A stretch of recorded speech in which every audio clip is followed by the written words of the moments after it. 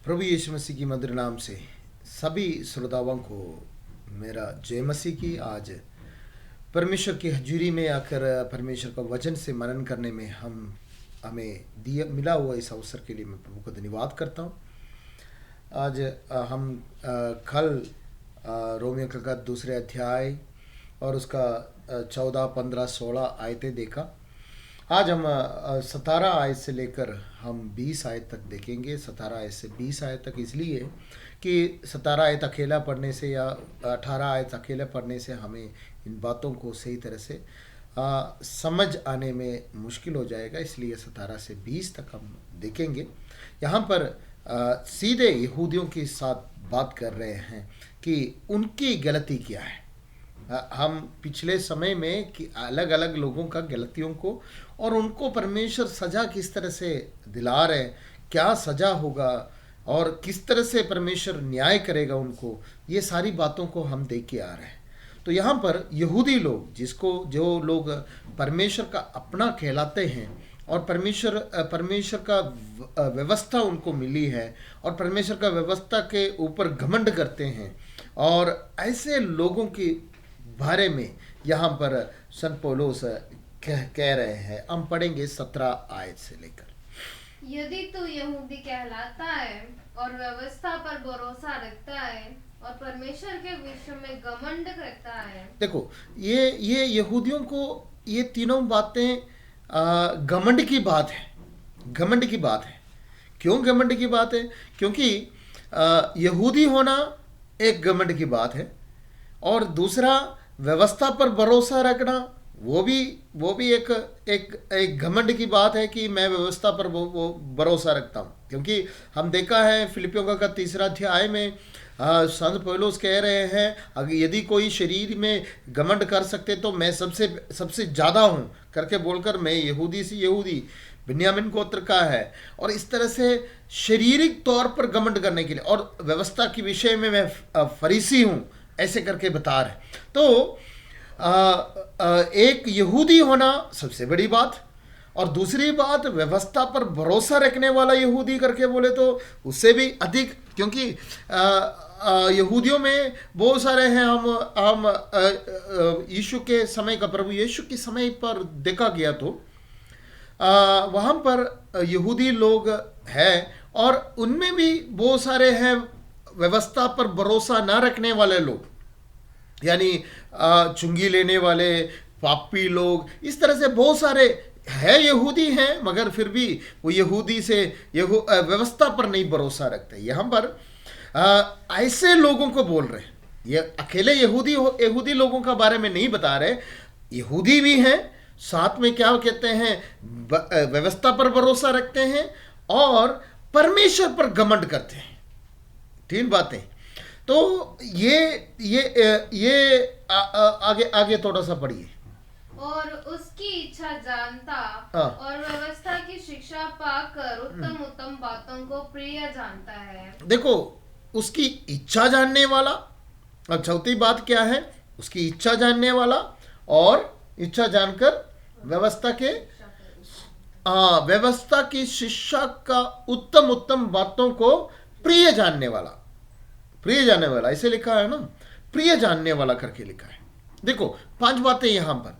पहली बात हमने देखा, यहूदी हैं, बहुत सारे यहूदी हैं। हम इससे पहले भी यहूदी वाले लोगों को, जिसको व्यवस्था मिली है और व्यवस्था के अनुसार नहीं चल रहे हैं। बात उधर हमने देखा है 12 आयत से लेकर हमने देखा कि व्यवस्था उनको मिली है और वो क्या कर रहे हैं, व्यवस्था सुनने वाला है मगर व्यवस्था की अनुसार नहीं चलते, व्यवस्था के ऊपर चलते नहीं है। ऐसे लोगों के बारे में देखा। यहाँ पर कुछ और अलग किस्म के लोग हैं। ये लोग क्या हैं? यहूदी है, व्यवस्था पर भरोसा रखने वाला है, परमेश्वर पर घमंड करने वाला है, और चौथा बात क्या बता रहे कि व्यवस्था पर और परमेश्वर की इच्छा को जानने वाला, और 5वां बात क्या है? व्यवस्था की उत्तम उत्तम बातों को क्या करने वाला? प्रिय जानने वाला।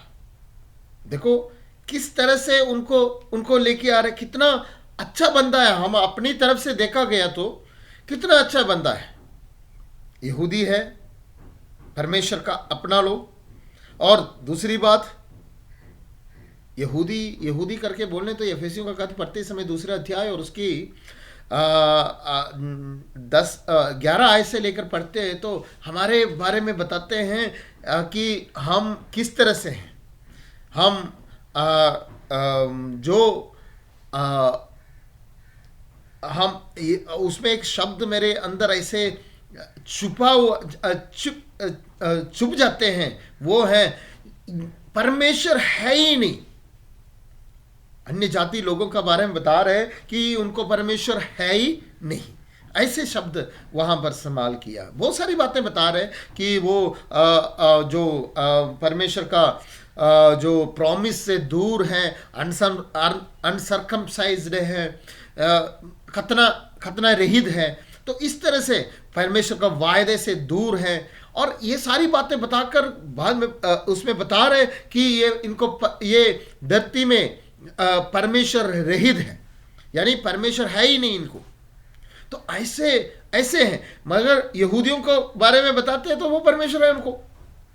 तो इस तरह से यहूदी होना करके बोले तो सबसे उत्तम बात। मगर यहां पर उन लोगों का स्पेशलिटी बोल रहे जो जिनका बारे में अभी हम बात करने के लिए जा रहे हैं। उनका स्पेशलिटी ये है, वो यहूदी है। और दूसरी बात वो क्या है, वो व्यवस्था पर भरोसा रखने वाला है और परमेश्वर पर घमंड करने वाला है। और चौथी बात, जो परमेश्वर की इच्छा को जानने वाला है। परमेश्वर की इच्छा को जानने वाला, क्या हम परमेश्वर की इच्छा को जानते हैं? थोड़ा थोड़ा जानते हैं, सब कुछ नहीं है। मगर यहां पर बोलते हैं वो परमेश्वर की इच्छा को जानने वाला। परमेश्वर अपनी इच्छा को प्रकट किया है और हमारा काम है उसको जानना। जैसे कुलोसियों का खत में आते हैं, पहले अध्याय में आते हैं, तो वहां पर लिखा है अपने इच्छाओं को प्रकट किया है। तो हमारा काम क्या है, उस इच्छा को हम क्या करना है, पहचानना है। परमेश्वर की इच्छा को पहचान कर उसके अनुसार चलना है। पहले मेरे राज की खोज करो, धर्म और राज की खोज करो करके बताया। ये खोज करना करके बोले परमेश्वर की इच्छा को पहचानो और उसके अनुसार चलो। तो परमेश्वर की इच्छा के अनुसार चलना ही परमेश्वर के लिए पसंद है। यहां पर ये लोग कैसे हैं, परमेश्वर की इच्छा को जानने वाला। और अगली बात देखना है, जो व्यवस्था की उत्तम बातों को क्या करने वाला है, प्रिय जानने वाला। इसमें जब बताते हैं इसका अगली स्टेप हम देखेंगे। अगले आयत पढ़िए, आगे पढ़िए। और अपने पर भरोसा रखता है कि मैं अंधों का अगुआ। बस अभी रुक जाते हैं। अभी ये पांच बातों को हम एक और बार देखेंगे। अभी हमें ये 5 बातें हमें अच्छी तरह से पता चल गया। ये घमंड कर रहे हैं अपने ऊपर घमंड कर रहे हैं कि क्या है, ये यहूदी है। दूसरा, ये व्यवस्था पर भरोसा करने वाला है। तीसरा, परमेश्वर पर घमंड करने वाला है। चौथा, ये परमेश्वर का इच्छा को जानने वाला है। पांचवा, हम देख रहे हैं कि व्यवस्था की उत्तम बातों को प्रिय जानने वाला है। अब देखो, इन 5 बातों को देखते समय ये बातों में कोई भी ऐसे नहीं है कि इसकी जिंदगी में आया है, अमल किया है, यानी इसकी जिंदगी के अंदर उस पर चला है। यहूदी है, चलो जन्म से यहूदी है। परमेश्वर व्यवस्था पर भरोसा रखता हूं। परमेश्वर की व्यवस्था शुरू से पढ़ के आ रहे हैं, छोटे समय से पढ़ के आ रहे हैं, तो उसके ऊपर भरोसा है। और अगली शब्द बता रहे, परमेश्वर के ऊपर घमंड करते हैं। घमंड तो है क्योंकि पूर्वजों की जिंदगी में परमेश्वर ने किया वो बातों को देखकर हमारा परमेश्वर सच्चा परमेश्वर है। अगली बात देखना है कि लिखा है कि परमेश्वर को इच्छा को जानने वाला है। मुझे पता है परमेश्वर की इच्छा क्या है। और अगली बात क्या है? अगली बात ये जो परमेश्वर का व्यवस्था की उत्तम उत्तम बातों को प्रिय जानने वाला और उसके ऊपर करते नहीं है। ये है इनकी गलती। आगे हम आते समय उसकी गलतियों को हम देखेंगे। देखो, अब ये सारी बातें इनको पता है, ये सारी बातों में ये क्वालिफाइड है। हम बोलते हैं हम पहले से वचन जानते हैं, इतने सालों से परमेश्वर का दास रहा, परमेश्वर की सेवकाई में रहा, नहीं तो विश्वासी रहा, और मैंने इतने साल पहले प्रभु को स्वीकार किया, और मुझे वचन, मैं बाइबल इतने बार पढ़ा, मैं वचन का एक एक बात पहचानता हूँ, देखता हूँ, ये सारी बातों को बताते हैं, मगर करते नहीं तो क्या फायदा? ये चीज़ें हमें अकेले पढ़ने के लिए नहीं है, इसको हमारे ज़िंदगी में अमल करने के लिए, इसको हमारे ज़िंदगी में एक रोज़ हमारा ज़िंदगी में हम एक्सपीरियंस करने के लिए वचन हमें दिया हुआ है। ये एक्सपीरियंस करने के लिए हमें पवित्र आत्मा की ज़रूरत है। अकेले वचन पढ़ने से कार्य नहीं होता। पवित्र आत्मा हमारे जिंदगी में होंगे तो ये कार्य बड़ा होगा। पिछले कल का दिन में जहाँ पर हम वचन पढ़ाते थे, एफेसियों का खत पढ़ाते हैं, कल का दिन, पिछले कल वो समाप्त हो गया। समाप्त होने का बाद हम 1 घंटे परमेश्वर की आराधना की, और इसलिए कि प्रभु, हम वचन तो सीख लिया, इसको संभाल करने के लिए हमें आपके आत्मा की जरूरत है। संत पौलुस वचन को अच्छी तरह से जानने वाला है। वहाँ पर 3:5 में लिखा है कि मैं व्यवस्था के विषय में बताए तो, कि यदि बताए तो मैं कौन हूँ, मैं फरीसी हैं। तो अच्छी तरह से वचन को जानने वाला ये फरीसी बंदा क्या किया है? परमेश्वर के लोगों को, यीशु के पीछे चलने वालों लोगों को यहूदी धर्म की वजह से उनको मारा है। तो वचन की वजह से नहीं है, यहूदी धर्म के लिए। तो कहीं हम वचन तो जानते हैं, मगर हम अपने अंदर कुछ और बातों में चले जाते हैं। मगर जिस दिन परमेश्वर को पकड़ा, परमेश्वर उसको पकड़ा और पवित्र आत्मा उनको सिखाया, और उस दिन से लेकर वो बदल गया और कहने लगा कि मैं जीना है तो यीशु के लिए, मरना मेरे लिए लाभ है। पतरस को देखो, पतरस भी इस तरह से है। पतरस 3.5 साल यीशु के साथ चला, कितना आश्चर्य कर्म देखा, और उसको रेवलेशन तक हुआ। मत्ती का सुसमाचार 16 अध्याय में देखा गया तो यीशु ने पूछा, तुम लोग मेरे बारे में क्या कहते हो? दुनिया के बारे में पूछा, और फिर तुम लोग क्या कहते हो? पतरस एकदम बोला, प्रभु आप तो परमेश्वर का संतान है, जीवित परमेश्वर का पुत्र मसीहा है। और प्रभु ने बोला, ये तो मांस और लाहू नहीं बता सकते हैं, परंतु ये तो बिल्कुल सीधे रेवलेशन मिला है, आपको एक रेवलेशन मिला है। ऐसे रेवलेशन मिला हुआ बंदा।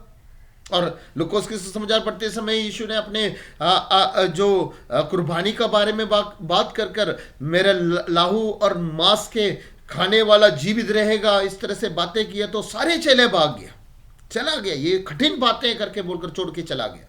और जब जो अपने चेलों को देखकर कहा कि तुम लोग भी जाना चाहे तो जाओ, शायद ये 12 चेले होंगे, इनको देखकर बोल रहे होंगे ये बाकी तो सब चला गया, तुम लोग जाने चाहे तो चला जाओ। तो पतरस बोला, हम आपको छोड़कर कहाँ जाए, जीवन की बातें तो तुम्ही से तो मिलते हैं। तो इतने गहराई की बातों को पतरस की मुंह से बुलवाया, और पतरस जानते भी हैं, परंतु जब यीशु का मृत्यु का बाद यीशु को पकड़ाया गया, तिरस्कार किया। मृत्यु का बाद, जी उठने का बाद में यीशु को देखा, प्रभु यीशु को कई बार देखा, फिर भी यूहन्ना के सुसमाचार 21वें अध्याय में आते हैं तो पतरस यहाँ पर अपने बाकी चेलों को बोलते हैं, चलो हम मच्छी पकड़ने चलते। वो बाकी लोगों को भी साथ में लेके गया, बाकी लोगों को भी साथ में लेके गया। और क्या किया है, यीशु ने फिर उसको दोबारा बुलाना पड़ा, प्रेम के बारे में बताकर तुम वास्तव में प्रेम करते हो करके बोलकर। और जब फिर प्रभु यीशु ने उनको बोला इंतजार करना, 3.5 साल आप लोग मेरे साथ बैठकर चलकर और ये सारी बातों को देखकर, मेरे जी उठने की गवाही देकर भी कुछ नहीं सीखा। सीखा तो होगा, अभी इंतजार करो, पवित्र आत्मा आएंगे तो इसको आप करेगा, आप उसको फल लेंगे, तब दुनिया की अंत तक इस वचन को गवाही बनेंगे। तो ये देखना है, पवित्र आत्मा जिस दिन आया उस दिन पतरस खड़ा होकर, पीछे हटा हुआ बंदा, सब कुछ जानने के बावजूद भी यीशु को तिरस्कार कर इनकार कर और क्या किया है, छोड़कर मच्छी पकड़ने के लिए गया हुआ बंदा, बाकियों को भी साथ में लेके गया हुआ बंदा, जब पवित्र आत्मा उस पर आ गया तो खड़े होकर प्रभु का वचन को सुनाया तो 3000 लोग प्रभु में आ गया। तो वचन पता होने से नहीं, यहां पर ये लोगों के बारे में बताया तो इनको वचन पता है, व्यवस्था की उत्तम उत्तम बातों को प्रिय जानने वाला है और व्यवस्था पर घमंड करने वाला, व्यवस्था पर भरोसा रखने वाला, और ऐसे और परमेश्वर की इच्छा को जानने वाला। समय बहुत हो गया, हम ये अगले शब्द अगले कल का वीडियो में हम देखेंगे।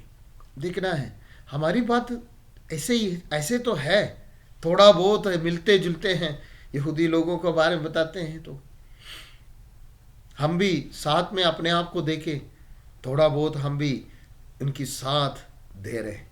क्या दे रहे हैं कि देखो वो बताते हैं हमें जानते हैं, हम भी बताते हैं हम जानते हैं, ये जानते हैं वो जानते हैं, फिर भी हमसे गलती हो जाते हैं। हम प्रार्थना करेंगे, प्रभु मेरे जानने से नहीं, प्रभु आप मुझे विवेक दे, ज्ञान दे, विवेक दे। तो ये जरूर चाहिए, तब भी हम आगे बढ़ सकेंगे। परमेश्वर से हम प्रार्थना करना है, प्रभु मैंने सीखा वो बात बहुत है, मगर इसको अमल करने के लिए, इसको मेरे जिंदगी में लाने के लिए और मेरे जिंदगी से ये करने के लिए प्रभु आपकी आत्मा चाहिए। इसलिए प्रभु ने अपने आत्मा हमारे अंदर डाला है। हम अपने ही कोशिश करेंगे तो नहीं होगा। आत्मा के अधीन रहो, आत्मा के अधीन रहो, आत्मा की चलाई चलने दो, आत्मा में हम पूरी तरह से सरेंडर हो जाए ताकि आत्मा हमें चलाए, तब ये सीखा हुआ वचन आग की तरह चमकेगा, सीखा हुआ वचन आग की तरह काम करेगा, सीखा हुआ वचन तलवार की तरह काम करेगा। दुश्मन के सामने, शैतान के सामने वो तलवार की तरह काम करेगा, वो भाग जाएगा, शैतान भाग जाएगा। हम प्रार्थना करेंगे, प्रभु मैंने सीखा हुआ वचन के ऊपर प्रभु आपकी आत्मा कार्य करे, आपकी आत्मा के कार्य मेरे जिंदगी में हो जाए। हम आंखें बंद करेंगे, प्रार्थना करेंगे। पवित्र खुदावंद धन्यवाद करते हैं ये सुंदर समय के लिए। प्रभु आपकी आत्मा हमारे जिंदगी में कार्य करे। हमने बहुत कुछ सीखा है, बहुत बातें, इतने समय से बहुत बातें हमने सीखा है, परंतु प्रभु सीखा हुआ बातों पर प्रभु आपकी आत्मा हमारे अंदर कार्य नहीं करेंगे तो सब कुछ व्यर्थ है। इसलिए प्रभु आप हमारे जिंदगी में कार्य करें और प्रभु जी आपकी आत्मा हमारे अंदर कार्य करे और हम पूरी तरह से आत्मा की अधीन होने के लिए प्रभु सरेंडर करता हूँ, समर्पण करता हूँ प्रभु जी, ताकि प्रभु आपकी आत्मा में चलाए और प्रभु जी ये वचन तलवार की तरह कार्य हो जाए और हमारे जिंदगी में कार्य कर पाए। यीशु नासरी का नाम से आमीन। प्रभु आप सबको आशीष करे और अगर कोई सवाल है तो आप इस पे कमेंट बॉक्स में डाल सकते हैं और प्रभु हम सबको आशीष से भर दे। धन्यवाद।